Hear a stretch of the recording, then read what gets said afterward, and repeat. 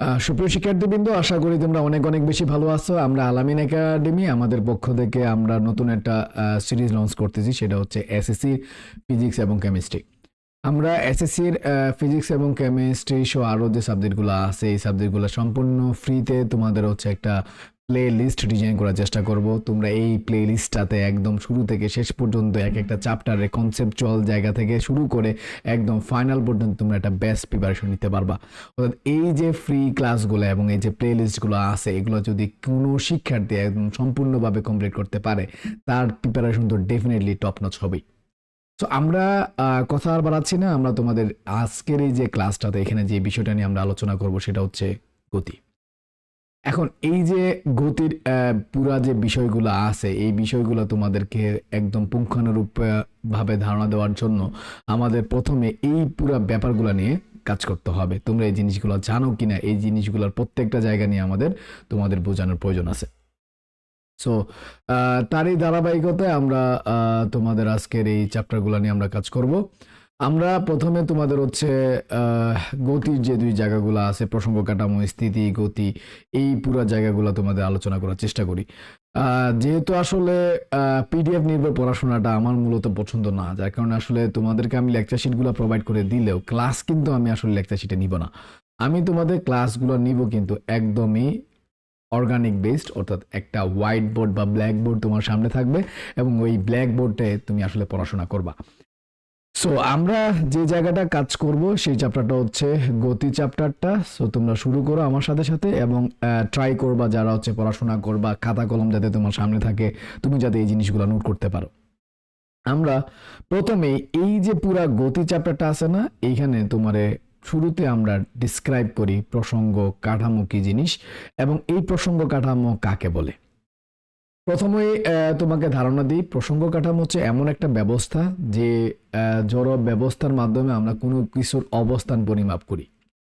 ধরো আমার থেকে আমার একজন বন্ধু আছে, সে আসলে কতটুকু দূরে আছে এই জিনিসটা আমরা পরিমাপ করতে চাই। আচ্ছা, এই জিনিসটা যদি আমরা পরিমাপ করতে চাই তাহলে আমাদের কি করতে হবে? তো আমি যদি বলি যে এই যে বোতলের কথা চিন্তা করো, এইখান থেকে ধর এতটুকু দূরে আছে, এই বস্তুটা আমার তুলনায় স্থির আছে। এখন দেখো এই বস্তুটা এখন আমার থেকে গতিশীল অবস্থায় আছে।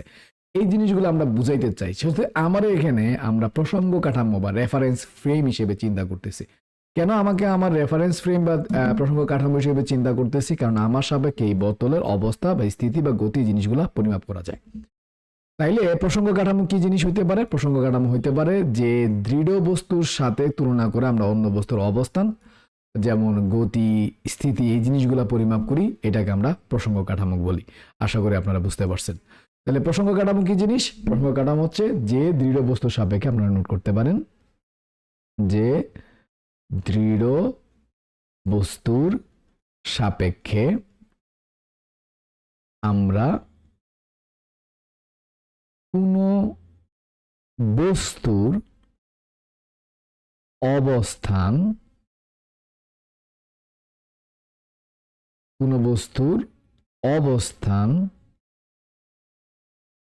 স্থিতি ও গতি পরিমাপ করি, ইত্যাদি পরিমাপ করি, ইত্যাদি পরিমাপ করি, তাকে আমরা বলি প্রসঙ্গ কাঠামো। আশা করি আপনারা বুঝতে পারছেন। তাহলে প্রসঙ্গ কাঠামো পুরো ব্যাপারটা তাহলে কি দাঁড়াইলো? আমরা যে দৃঢ় বস্তুটার সাপেক্ষে কোনো বস্তুর স্থিতি, গতি, এই জিনিসগুলো আমরা পরিমাপ করি, ওই দৃঢ় বস্তুটাকে আমরা বলতেছি প্রসঙ্গ কাঠামো। আচ্ছা, এই যে প্রসঙ্গ কাঠামোর উপর ভিত্তি করে আমরা কোনো বস্তুটাকে দুইভাবে ডিসক্রাইব করতে পারি। অর্থাৎ এই আমার সাপেক্ষে একটা বস্তু কি হইতে পারে, দুই ধরনের বস্তু আমরা পাইতে পারি। একটা হচ্ছে স্থিতিশীল বস্তু, স্থিতিশীল বস্তু।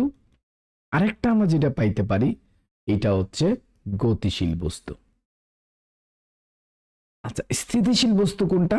যেই বস্তুটা আমার সাপেক্ষে স্থির, যে সাপেক্ষা বস্তুটা আমার সাপেক্ষে স্থির মানে যার গতি আমার সাপেক্ষে কোনো পরিবর্তন হয় না।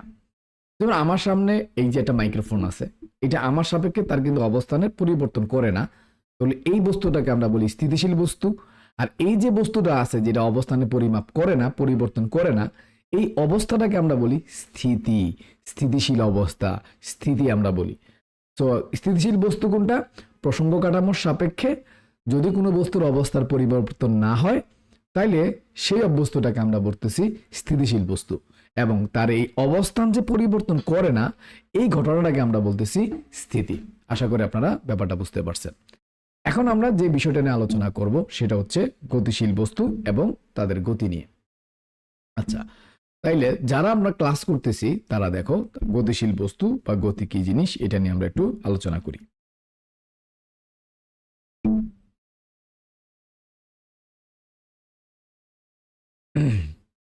গতিশীল বস্তু কটা? যে বস্তুটা আমার সাপেক্ষে তার অবস্থানের পরিবর্তন করে, যে বস্তুটা আমার সাপেক্ষে তার অবস্থানের পরিবর্তন করে ওই বস্তুটাকে আমরা গতিশীল বস্তু, এবং এই যে অবস্থান পরিবর্তন করে না এই অবস্থাটাকে বা এই পুরো ব্যবস্থাটাকে আমরা বলতেছি স্থির গতি।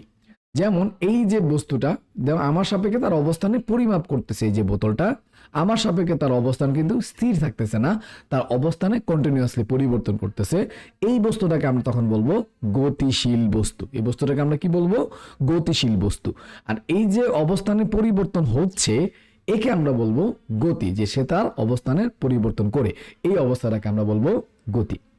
তাহলে আশা করি আপনারা বুঝতে পারছি একটা বস্তু স্থির হবে নাকি গতিশীল হবে এই পুরো জিনিসগুলো ডিপেন্ড করতেছে আমরা কোনো একটা প্রসঙ্গ কাঠামোর সাপেক্ষে চিন্তা করে যদি আলোচনা করি।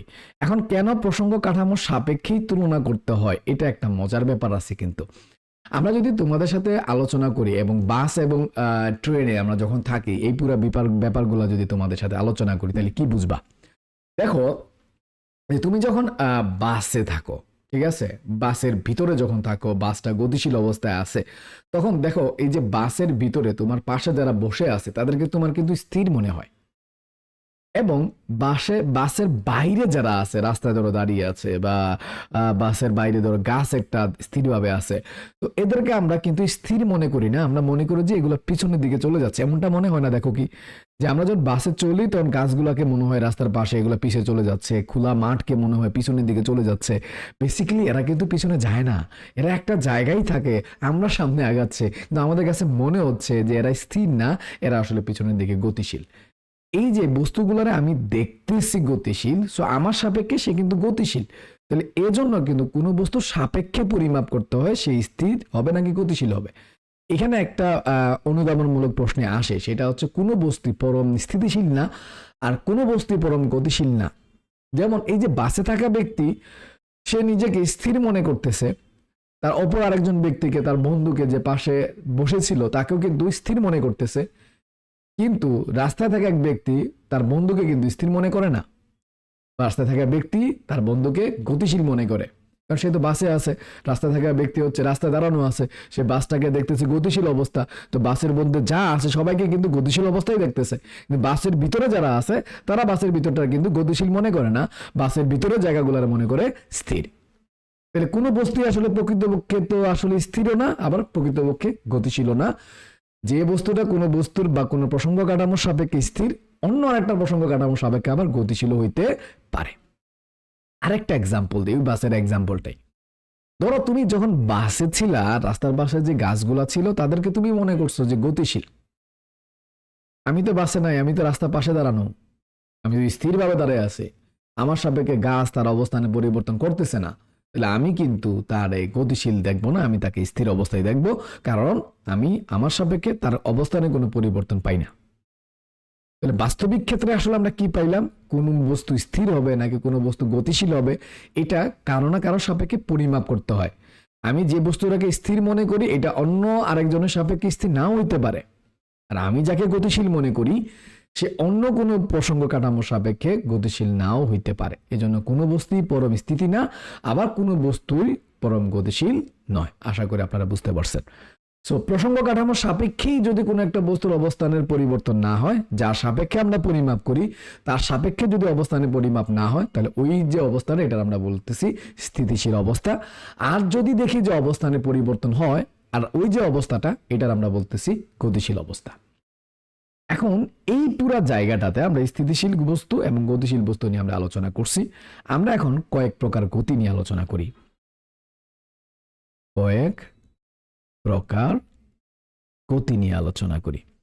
এখানে অনেকগুলা গতি আছে, এই গতিগুলা নিয়ে তোমার সাথে আমরা একটু আলোচনা করব। সো তোমরা ইতিমধ্যে তোমার স্ক্রিনে দেখতে পাচ্ছ আমাদের কি কি টাইপের গতি আছে, এই গতিগুলা নিয়ে আমরা একটু এখানে আলোচনা করতেছি। ঠিক আছে, তো তোমার আমি একটু মার্ক করে দেখাই, তাহলে তোমরা আশা করি ভালো করে বুঝবা। প্রথম যে টাইপটা, এইটা হচ্ছে রৈখিক গতি। আচ্ছা, রৈখিক গতি কোনটা? রৈখিক গতি হচ্ছে কোনো বস্তু যদি গতি এমন হয়, ওই বস্তুটা একটা সোজা পথে চলে। ধরো একটা বস্তু এটা সোজা পথে চলে, একটা সরল রেখা বরাবর চলে, তখন এই যে আমরা গতিটা পাবো না, এই গতিটাকে আমরা বলতেছি রৈখিক গতি। তাহলে রৈখিক গতি কি জিনিস ভাইয়ারা? কোনো বস্তু যদি একটা সরল পথে, অর্থাৎ সরল রেখা বরাবর তার অবস্থানের পরিবর্তন করে, তবে সেই বস্তুর গতিটাকে আমরা বলতেছি রৈখিক গতি। 2 নাম্বার, আমরা যে গতিটা আলোচনা করতে পারি রৈখিক গতি, তার পরবর্তীতে যেটা আছে আমরা এটা নিয়ে একটু আলোচনা করি। ঘূর্ণন গতি আছে, পর্যাবৃত্ত গতি আছে, অনেক প্রকার গতি কিন্তু এখানে আছে। ঠিক আছে, তো আমরা রৈখিক গতি নিয়ে আলোচনা করছি, এখন হচ্ছে ঘূর্ণন গতি নিয়ে আলোচনা করব, তারপর হচ্ছে চলন গতি নিয়ে আলোচনা করব, হ্যাঁ, তারপর হচ্ছে পর্যাবৃত্ত গতি এবং স্পন্দন গতি, এই জিনিসগুলো নিয়ে আমরা একটু আলোচনা করব। তাহলে প্রথমে তোমার দ্বারা আসি, রৈখিক গতি বর্ণনা করছি, না হচ্ছে চলন গতি বর্ণনা করি। চলন গতি বর্ণনা করি। আচ্ছা, চলন গতি কি জিনিস? চলন গতি, ধরো একটা বস্তু অসংখ্য বিন্দুকণা বা ভরের সমন্বয়ে গঠিত। এখন যখন কোনো বস্তু সামনের দিকে এগিয়ে যায়, তাহলে দেখো এর প্রত্যেকটা বস্তু কণাই কিন্তু সামনের দিকে এগিয়ে যাচ্ছে। তাহলে আমরা কি পাবো? এইখানে এই বস্তুটার প্রত্যেকটা বিন্দু বা প্রত্যেকটা কণা একই দিকে একই বরাবর তার অবস্থানে পরিবর্তন করে। তাহলে কোনো বস্তুর গতি যদি এমন হয় যে ওই বস্তুটা সকল বস্তু কণা বা সকল বিন্দু কণা যেগুলা একই দিকে একই পথ অতিক্রম করে, অর্থাৎ একটা সরল রেখা বরাবর গতিশীল হয়, তাহলে ওই ধরনের গতিকে আমরা বলবো চলন গতি। 3 নাম্বার আমরা পাবো এখানে ঘূর্ণন গতি। আচ্ছা, ঘূর্ণন গতি কোনটা? আশা করি এই জায়গাটা তোমরা বুঝতে পারবা। তুমি এই নামটা শুনে বুঝতেছো যে জায়গাটাতে কি ঘটনা ঘটতে পারে। ঘূর্ণন গতি হচ্ছে একটা বস্তু যদি কোনো বিন্দুকে কেন্দ্র করে বৃত্তাকারে ঘুরে, তাহলে ওই গতিটাকে আমরা বলতেছি ঘূর্ণন গতি। ধর এই বিন্দুটাকে কেন্দ্র করে আমাদের একটা বস্তু আছে, এম বরের বস্তু, এবং সে এই বিন্দুটাকে কেন্দ্র করে তার বৃত্তাকার পথে ঘুরে, তাহলে এই ধরনের যে গতি, এটা আমরা বলতেছি বৃত্তাকার গতি। যেমন এসে এক্সাম্পল, ধর একটা বলকে একটা সুতায় বেঁধে যদি আমি ঘুরাই, তাহলে ওই যে গতিটা পাবো এটা একটা ঘূর্ণন গতি পাবো। ঠিক আছে, ঘূর্ণন গতির কিন্তু আরো অনেক এক্সাম্পল আছে। যেমন তুমি জানো যে সৌরজগতের ক্ষেত্রে যেটা হয় যে সূর্যকে কেন্দ্র করে বিভিন্ন গ্রহগুলা ঘুরে, এটাও কিন্তু একটা ঘূর্ণন গতি। তোমার বাসা বাড়িতে ঘড়ি দেখো না, ঘড়িতে কি হয় দেখো তো, ঘড়ির ঠিক মাঝের বিন্দুটাকে কেন্দ্র করে কিন্তু ঘড়ি কাঁটাগুলা ঘুরতে থাকে। তাহলে এই ধরনের গতিগুলাও কিন্তু ঘূর্ণন গতি। তো ঘূর্ণন গতি কোনটা? কোনো বস্তুর গতিটা যদি এমন হয় যে এটা কি করে, যে এর একটা বিন্দুকে কেন্দ্র করে বৃত্তাকার পথে ঘুরে, তাহলে ওই ধরনের গতিকে আমরা বলবো রৈখিক গতি। 4 নাম্বার, আমরা এই জায়গা পাইতে পারি পর্যাবৃত্ত গতি। আচ্ছা, পর্যাবৃত্ত গতি কোন জিনিস? আচ্ছা, পর্যাবৃত্ত গতি হচ্ছে এমন গতি যেটা তার গতিপথের কোনো নির্দিষ্ট বিন্দুকে, গতিপথের কোনো নির্দিষ্ট বিন্দুকে, কোনো নির্দিষ্ট বিন্দু, একটা নির্দিষ্ট বিন্দু থাকবে, ওই নির্দিষ্ট বিন্দুকে নির্দিষ্ট সময় পর পর, নির্দিষ্ট সময় পর পর একই দিক থেকে অতিক্রম করে। এই 3টা পয়েন্ট কিন্তু অবশ্যই মনে রাখবা, একই দিক থেকে অতিক্রম করে। আশা করি ব্যাপারটা বুঝতেছো। সো আমরা কি পাইলাম বলতো? কোনো বস্তুর গতি যদি এমন হয় যে এটার গতিপথের কোনো একটা নির্দিষ্ট বিন্দুকে নির্দিষ্ট সময় পর পর একই দিক থেকে অতিক্রম করে, তবে ওই ধরনের যে একটা গতি আছে, এই গতিটাকে আমরা বলবো পর্যাবৃত্ত গতি। যেমন একটু আগে আমরা ঘূর্ণন গতির একটা এক্সাম্পল তোমাকে দিছিলাম, সেটা হচ্ছে বৃত্তাকার গতি, ঘড়ির কাঁটার গতি আমরা তোমাদের সাথে আলোচনা করছিলাম। এই ঘড়ি কাঁটার গতিটাই তোমাদের সাথে আমরা একটু বর্ণনা করে বলি। দেখো, এই যে ঘড়ি কাঁটার গতি, সে একটা বৃত্তাকার পথে ঘুরতেছে। এই যে বৃত্তাকার পথে ধরে এই বৃত্তটাকে কেন্দ্র করে সে ঘুরে, এই বৃত্তটাকে সাপোজ কেন্দ্র করে ঘুরতেছে, ঠিক আছে। এই বৃত্তাকার পথে সে যখন ঘুরবে তখন আমরা যদি আলোচনা করি যে ধরো একটা সেকেন্ডের কাটা, মিনিটের কাটা, বৃত্তাকার পথে ঘুরবে, সে কিন্তু একটা নির্দিষ্ট সময় মেনটেন করবে।